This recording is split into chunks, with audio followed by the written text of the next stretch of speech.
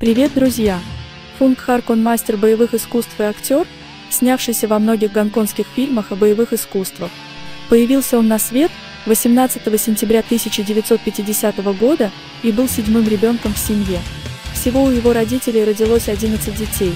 Его отец Фэнг был ведущим и актером, а одна из его сестер стала известной детской актрисой.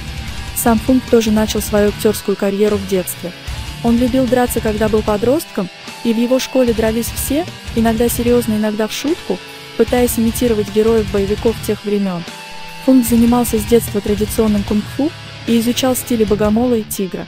На тренировках он работал усердно и никогда не пропускал занятия по боевым искусствам. В уличных драках он часто выходил победителем, что придало ему вдохновение сниматься в фильмах данного жанра. В кино он пришел в самом конце 70-х годов, но достаточно долго работал простым статистом и каскадером. За несколько первых лет он успел поучаствовать и в небольших независимых проектах, и в картинах знаменитого киногиганта Шо Брос, и в фильмах только что образовавшейся компании Golden Harvest. Авторитет он набрал достаточно быстро, и уже с 1972 года ему начали доверять не только маленькие эпизоды, но и постановку боев, правда в составе команды молодых и подающих надежды.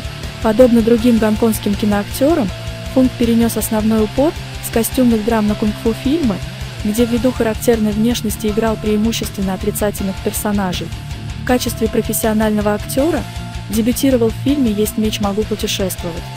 Наиболее известными его работами стали известные фильмы разборки в стиле кунг-фу и «Полицейская история». Он сотрудничал со многими известными режиссерами данного жанра. Со второй половины 70-х годов активно снимался в фильмах о боевых искусствах, а также отвечал во многих из них за хореографию боевых сцен.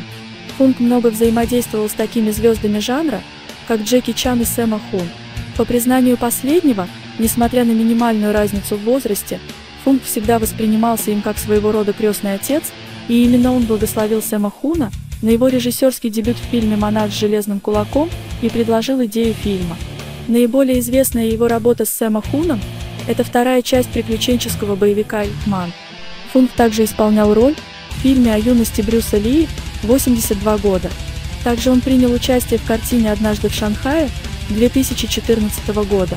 В своих работах Фунг всегда выкладывался на 110% и действительно всегда выглядел очень грозным противником. Несмотря на то, что роли были в основном отрицательные, харизма и техничное кунг-фу делали его роли очень заметными и притягивали зрителей. После длительного сотрудничества с Шо Бразерс и Golden Harvest Фунг сформировал свою собственную команду каскадеров. В 2015 году он последний раз публично выступил на мероприятии Ассоциации каскадеров в Гонконге. 2 марта 2016 года актер ушел от нас в возрасте 65 лет. Причиной смерти стала тяжелая и неизлечимая болезнь рак пищевода. Несомненно, это огромная потеря для боевого кинематографа и его фанатов. Ведь за свою карьеру он снялся почти в 200 фильмах Гонконга и Тайваня и снял несколько картин в качестве режиссера. Помимо этого, на его счету около полусотни работ в качестве постановщика боевых сцен в сотрудничестве с рядом известных режиссеров, включая Джона Ву и Джеки Чана, а также Фрэнки Чана и Цуй Харка. Последним его фильмом стала кинокартина 2014 года «Однажды в Шанхае». Фунг, несомненно, оставил после себя большое наследие, и его роли в известных фильмах еще долго будут помнить. Ставим лайк и подписываемся на канал, чтобы не пропустить следующие видео.